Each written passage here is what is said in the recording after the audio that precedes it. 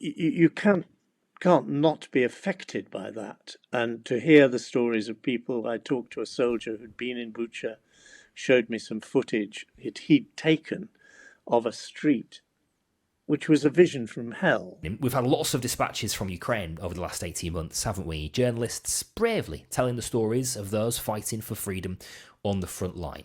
Well, watching on, like the rest of us, was Magnus Linklater, former Scotland editor of The Times, until he wasn't watching on, until he was, in fact, in Ukraine, travelling into the country to cover a war zone for the first time in his long career at the age of 81.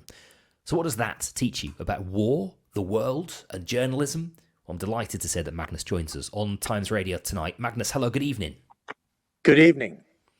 Thank you for being with us. Before we get to Ukraine and you share your reflections from Ukraine, why did you go? Why did you want to go? Well, it's a good question. I mean, at 81, I'm not exactly in the prime of life, and I've never been a war correspondent. But, I feel very strongly that we all, in a sense, have a duty to learn what's going on in a country, a European country in this day and age at war. My dad was in the First World War. My wife's uncles and father were all either killed or wounded in the Second World War.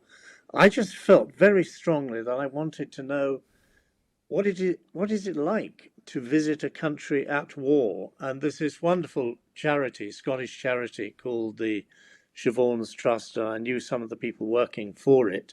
And they go in and have been going in since the beginning of the war into Ukraine, taking pizza ovens right up to the front or near the front, and feeding people, feeding villages that have been bombed, and bringing a bit of sort of good cheer to them. So I asked if I could go with them, and they said yes.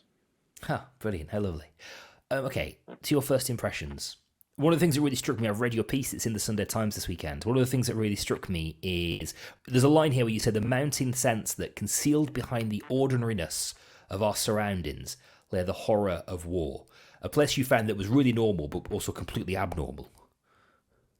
Well, that's absolutely right. And you see it when you first, I mean, almost before you cross the border, you fly. We flew into Rzeszów, which is right near the border in Poland.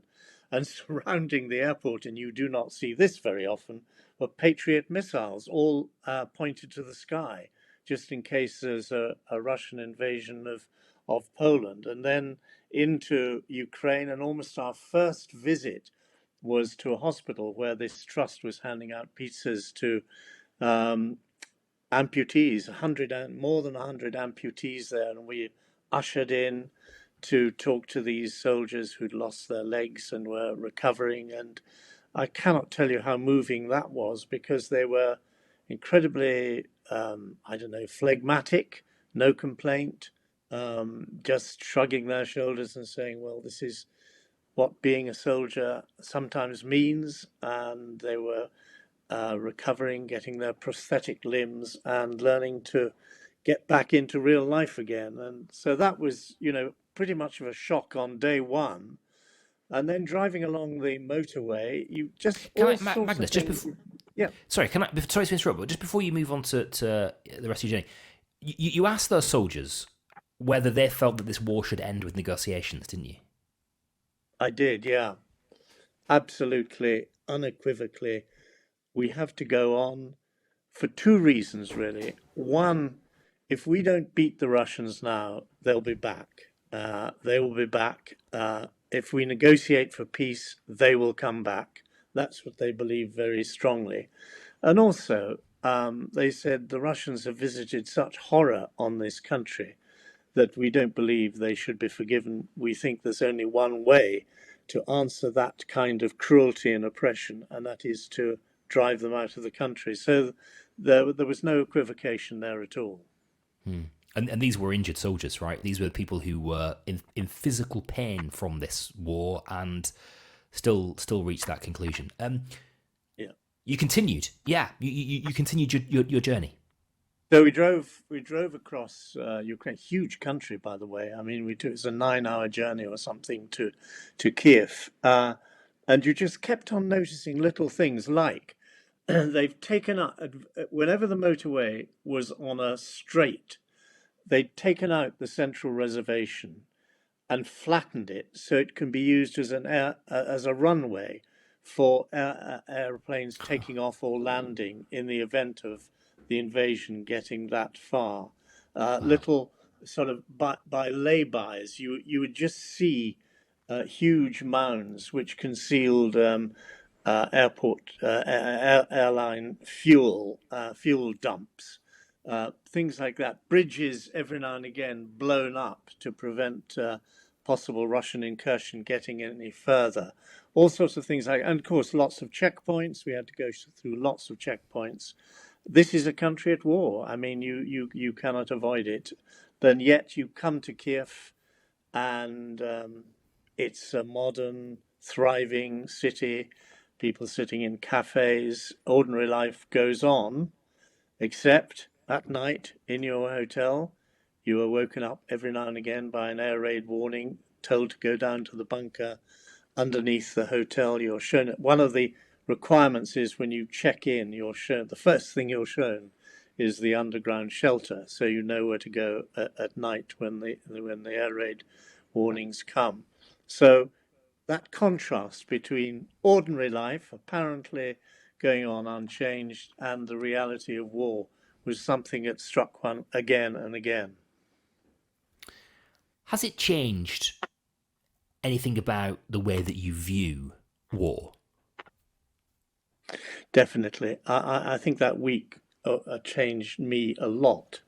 Um, First of all, as I said, this business of experiencing a civilized European country, which has been subjected to war, going to see places as we did, like Bucha and Doborienka, where the horrors of war were perpetrated, where in Bucha nearly 1,000 people were killed, women were raped.